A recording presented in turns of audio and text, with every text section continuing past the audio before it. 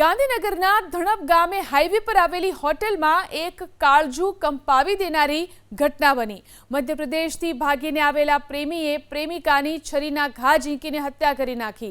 ચર્ચા એવી છે કે મધ્યપ્રદેશ પોલીસ પ્રેમી પંખીડાને પકડીને પરત જઈ રહી હતી, ત્યારે પોલીસ અને પરિવારના સભ્યોની હાજરીમાં પ્રેમીએ પ્રેમિકાને ખોળામાં સુવડાવી છરીના ઘા ઝીંકી હત્યા કરી નાખી।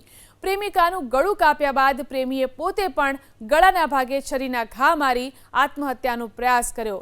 આ ઘટનાની તાત્કાલિક જાણ ચિલોડા પોલીસને કરવામાં આવતા પોલીસ કાફલો ઘટના સ્થળે દોડી આવ્યો। પોલીસે ગંભીર રીતે ઘવાયેલા પ્રેમી સંતોષને તાત્કાલિક સારવાર માટે ગાંધીનગર સિવિલ હોસ્પિટલ ખસેડ્યો છે, જ્યાં તેની હાલત અત્યંત નાજુક હોવાનું જાણવા મળી રહ્યું છે।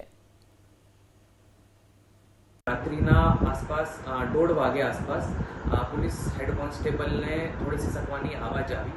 એને લાઇટ જલાવીને જોયું તો જાણવામાં મળ્યું કે જો છોકરો છે એના ગોદમાં છોકરીનો મૃત શરીર હતો અને છોકરાના હાથમાં એક છરી પણ હતી।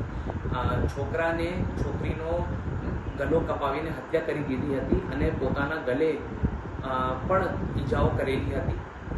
પોલીસ હેડ કોન્સ્ટેબલને ત્યાંથી તુરંત જ 108 અને 112ને જાણ કરી હતી। 108 આવ્યા પછી આ જાણવા મળ્યું કે 108ને છોકરીને મૃત જાહેર કરી દીધી હતી ત્યાંથી, અને છોકરો જીવતો હતો એને ત્યાંથી ગાંધીનગર સિવિલ